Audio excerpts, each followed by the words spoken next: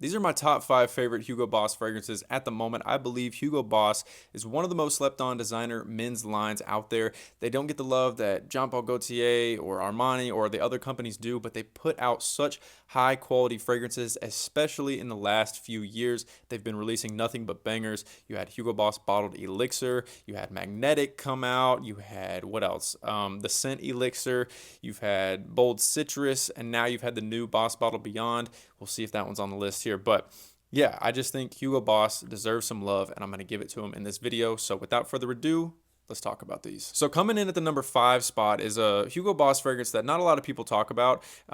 It definitely is on the fresher side of the Hugo Boss line, and it is called Bottled Infinite, and it's in the blue bottle. And if you've never tried this one, it has this nice apple note, but it also has this olive tree note in it, which kind of gives it almost this waxy texture to it. So it's really reminiscent of the original, the original Bottled, if you've ever smelled that, but it adds a little bit of a green waxiness to it. Very fresh, it's very clean, but it's not boring fresh and clean. It's slightly more interesting than some other blue fragrances out there on the market right now. Very versatile, signature scent worthy, really, if you wanted it to be, if you're a fresh kind of guy. So if you haven't tried this one, definitely give it a shot. Like I said, if you want a fresh fragrance that just adds a little something extra to it, this is the one for you. So next, this is from the Scent line, and this is the Scent Le Parfum. Now this is interesting because there's iris here along with leather. So you get that Maninka fruit like you do in all the Scent fragrances, but this one adds that nice powdery iris and a little bit of leather, and I think it's perfect for the cooler weather. It's a really, really interesting fragrance. The iris in here isn't like Dior Homme Intense or something like that. It's a little bit more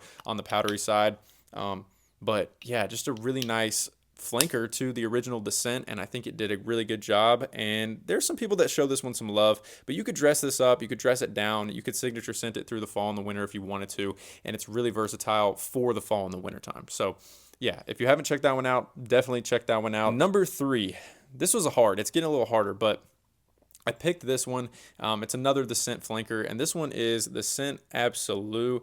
And the reason I picked this one was because I love the vanilla in this. I like Magnetic, and that's an honorable mention, and I do own Magnetic, but I find that this one just fits my taste a little bit better. It almost smells, with that Maninka fruit note, it almost smells like a jelly-filled donut when I first spray it on, and then that kind of dries down. So if you like the idea of a unique fruit note on top of a bed of like slightly powdery vanilla with some woody tones to it, this is really good. And this is an alternative to a lot of these sweet designer fragrances that are coming out for men, because I think this one goes sweet, but it doesn't go too sweet like some of these other vanilla gourmand style fragrances. So check this one out. Hugo Boss definitely did a sweet fragrance, but with a little bit of class, I think, in my opinion. So try this one out. The number 2 spot, we've got Hugo Boss Bottled Beyond, and this is their newest release.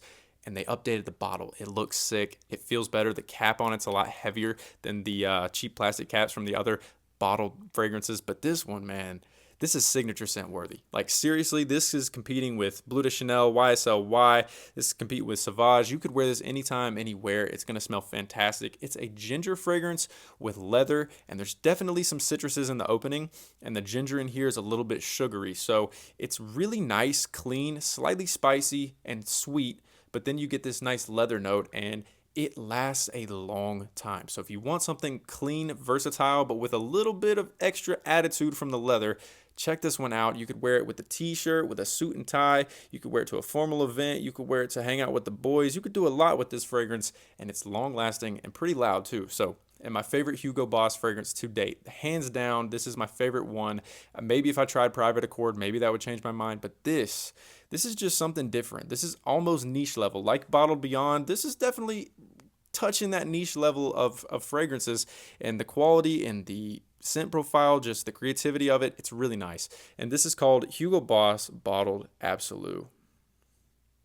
And this is one of their recent releases as well. It's a dark leather patchouli, and it also comes across as almost like a tobacco style fragrance, in my opinion. There's almost something in there, whether it's the patchouli and the leather mixing or whatever, that gives it this kind of tobacco touch, and it's really, really nice. It's sweet, it's loud, it's bold, it's strong, it's masculine, and it's definitely different than every other designer fragrance that's on the market right now. It offers you something that seems to be a little more creative than whatever else is coming out in the designer world from Dior, from YSL, from Chanel. You know what I mean? Like, it's just it feels like its own thing. It's not trying to be something else. And that's also why I really like Hugo Boss. I don't think they've ever really tried to be something else other than themselves. I mean, yeah, they've had some releases that have kind of been redundant to some other things, but most of the time they're putting out stuff that is Hugo Boss, and I really love that about them. So there's my top 5 favorite Hugo Boss fragrances. Honorable mentions, I do want to shout out the original Hugo Boss Bottled. This is a great fragrance still. I mean, it's appley, it's fresh, it's clean, it's almost got this like apple pie kind of vibe to it. It's still a great fragrance, but I do think the flankers smell a little bit more interesting and do it a little better for me.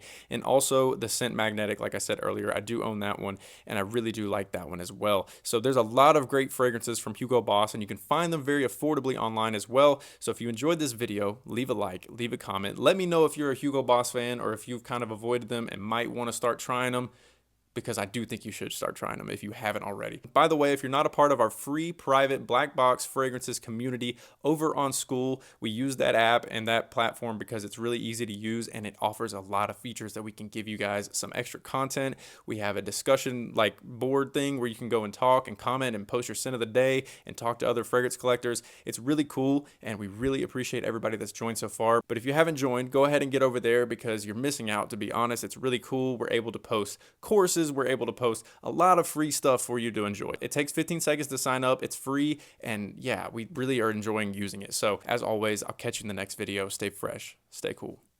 Peace.